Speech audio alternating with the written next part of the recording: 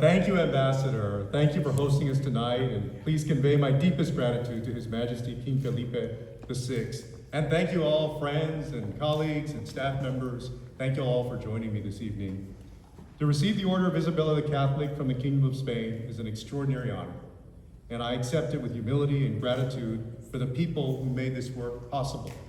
I served as honorary chair of the U.S.-Spain Council from 2019 to 2022, and it was one of the most meaningful opportunities that I've had as a member of Congress. We convened major conferences on both sides of the Atlantic, bringing together leaders from government, business, and civil society to deepen the ties between our two nations. And we did a lot of that work through the crazy COVID-19 pandemic, which is to say, we did it on Zoom, late at night, across time zones when nobody could travel and almost nothing else was getting done. And none of it would have happened without the people who carried the work. So I want to say thank you, especially to Alfonso Goyeneche, Ingrid Duran, Catherine Pino, and the entire board of the U.S.-Spain Council for their amazing work. I also want to say a special thank you to my former Chief of Staff, Danny Mesa, who also put so much of himself, his time, his energy, and his passion into making my time as chair a success. And thank you to everyone who came tonight. It means a great deal to me that you're here. When I was told that I'd be receiving this honor, I thought if anyone should be giving an award, it should be me giving the award to Spain. You see, a few years ago when the conference was hosted in Bilbao in 2022, on the final night of the conference, as we were driving back home, I was a passenger in the car. We were going about 65 or 70 miles an hour. The car hit a wild boar, and I ended up in a Spanish hospital.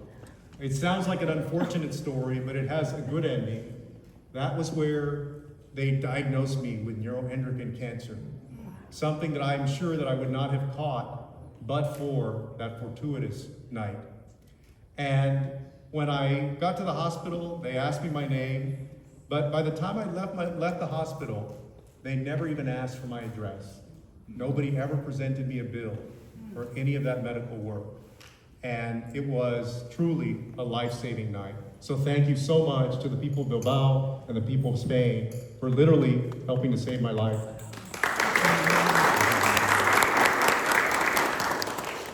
You know, it's common wisdom that France was our first ally in the fight for American independence, and that's true. But Spain was right alongside France, and that story is often untold. Spain entered the war in 1779 and provided support to the United States even before that.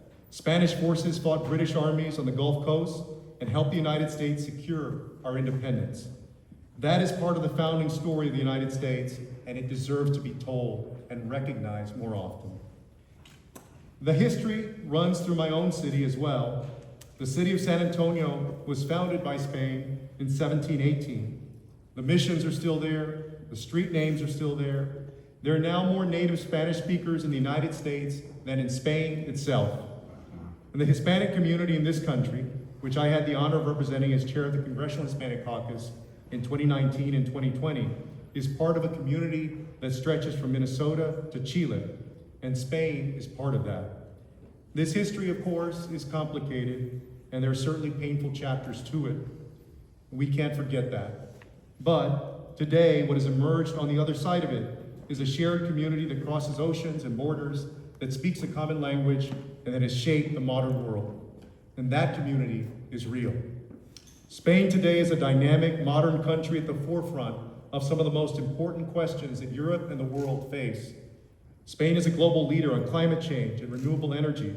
It now generates more than half of its electricity from renewable sources and is one of the largest wind and solar producers in the entire world. And Spain has been a steady voice for European unity at a moment when that unity can't be taken for granted. Spain has also been a leader in the Western Hemisphere, where they've supported democracy and opposed authoritarianism, while facilitating dialogue with Venezuela, Cuba, and other nations. And Spain has opened its door to people fleeing oppression across the hemisphere, including those who could not find refuge right here in our own country, the United States of America. Even as so many other nations have closed their doors, Spain has kept theirs open. and it's also been a moral voice in Europe on some of the toughest questions of our time. So, you don't have to agree with every single position of the Spanish government to recognize the value of a country that is willing to stand behind its principles and its ideals. And so thank you.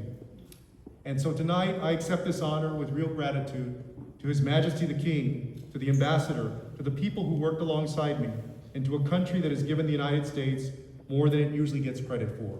Thank you so much.